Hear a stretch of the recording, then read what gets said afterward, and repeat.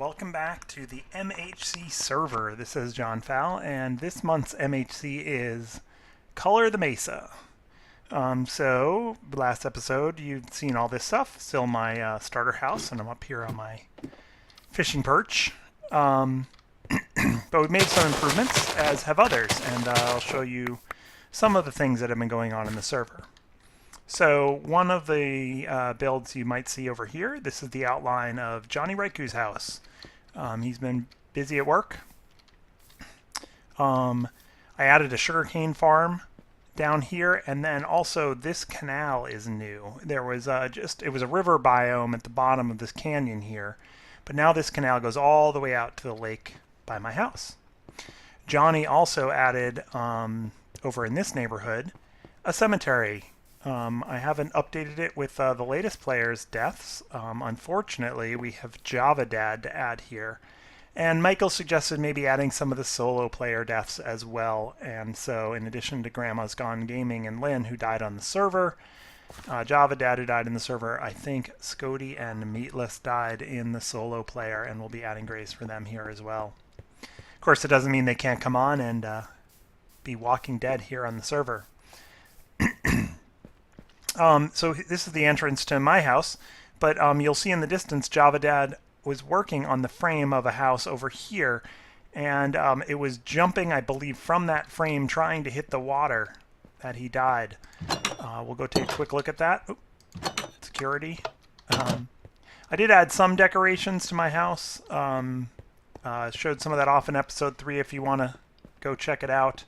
The big area that I improved in this episode 1 was just back here, adding another wart farm and a little brewing station, because I did go to the nether, and I'll show you some of that in a minute. And then I finished off the kitchen. Put in, a stove, sink area, drying rack, some herbs or cactus, which makes great aloe and sugar. Factory, wonderful place to eat breakfast here. Pantry, complete with spoons. Fridge, all the good stuff. Yeah, and glass in the furnace, ready to go. Let's grab some of this. Actually, I'm gonna leave a little cold there.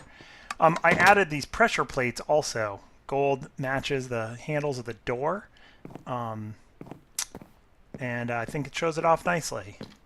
And down here, I created a little boathouse. This connects to the canal over this way, and all my boats looks like are out right now. I don't think I have a boat on me. And then there's also a way to get to Java's dad's house. But yeah, having a boat house here is great. A great way to get deliveries from the Mesa, and I do love this view. I also added this waterfall feature to my infinity pool. So now I can, when I'm swimming, fall right off the edge and go down and take a dip in the lake. I do love this view. Alright, so let me bring you back to the biggest project that I've been working on, and it's not complete, but I've made many strides along it. So the first thing I did was realizing that this entire server is Mesa, 2000 by 2000, I think in every direction. There's walls, and I think everything inside is a Mesa. I did head off to the nether, so right ahead of me you might see that building. That's the nether portal. And I found a fortress. That's where I got the brewing station. And I made a little trap up here and found some zombie villagers and used a weakness potion and a golden apple, of which I have tons, to convert a couple of them. I started by building a temporary house over in this direction with lots of doors to get them breeding.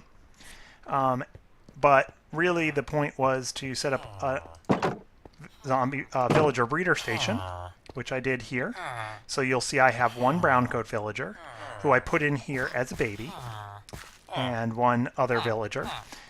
This is a potato farm, so the brown coat villager harvests the potatoes, feeds this guy, and they are always wanting to breed because 7 blocks below here there is a villager down there with 6 doors, And he's just the distance away that he is always, these guys always want to breed because they can detect him in the village, but he can't detect how many villagers there are up here. So he always thinks that they need more villagers. The baby villagers then walk over to this corner, and actually we can get in the villager breeder over here. I did a little maintenance area here. So yeah, the babies can walk over here. They think that's a full block because of the trapdoor, and then they get carried away by the water stream. Very important to have the double doors here. And then they bob up and down here. When they grow up, they can be taken away in this elevator and dropped off over here. They have a little drop, but it's a fall. And if I do want to turn this off, I can do that, and they drown. This is MHC. I don't like to kill villagers, so we won't be watching any of that. This is a design that Impulse SV did a tutorial on, and I pretty much just copied his tutorial almost completely. It's a great design, very easy to build, and you know, we'll be taking advantage of it. So now we get all these great villagers over here. We have a leather worker. Not very useful to us. A cleric, we already have one of them, and a fisherman. String, actually we get a lot of, and a new cleric. He just grew up and came over. You saw that. Cool. But when I get these villagers out, I wanted a place to trade for them. So I built this area. Now, let me pillar up a little bit. So we have some great villagers here. And I wanted kind of distinctive trading stalls for them. So I used all the different colors of colored clay. That is all except brown. Now, Baker Bell and others have told me and shown me pictures that in fact you can find brown clay in the Mesa. I haven't found any on the server. We will be looking. If you look in this direction, Michael Deering has an amazing tree tunnel. You can see it go that way too. It's a tunnel of oak trees, some overgrown, some of the larger ones, but it's all cleared out. It's like a 5-wide tunnel through the trunks, all at 3 height. It's beautiful. It leads around over his bridge, over to his little base over there, and then back again. It's a really cool part of the server. We'll see if he shows that in any videos. I have some villagers here that I can trade with and get cool stuff, like this kind of armor. And most importantly, I was able to get those white coat villagers because they trade for bookcases. And the first thing I did was set up a full enchanting station here, so I can turn my tools into super tools. So like super tools like this guy. That is the perfect pickaxe. Efficiency 5, unbreaking 3, fortune 3, and mending. Got the mending from this villager right here. Best villager ever. Not quite, but pretty close. Paper trade's good, not perfect, but very good.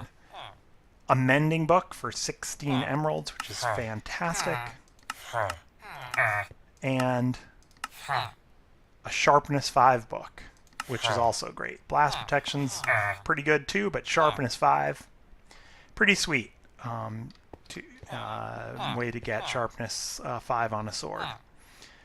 So yeah, that's what's been going on in the server. Lots of great ways to get tools now. So if you come on and now the focus is building, we're going to build out that community. I've got some work to do to complete Java Dad's build, and then I'll be looking for more projects to do here on the MHC server this month. So I hope you can come on and join me. Got lots of resources here for you to come on right on and get started building right away. You don't have to do too much of the grindy stuff if you don't want to. Of course you can if you want to as well.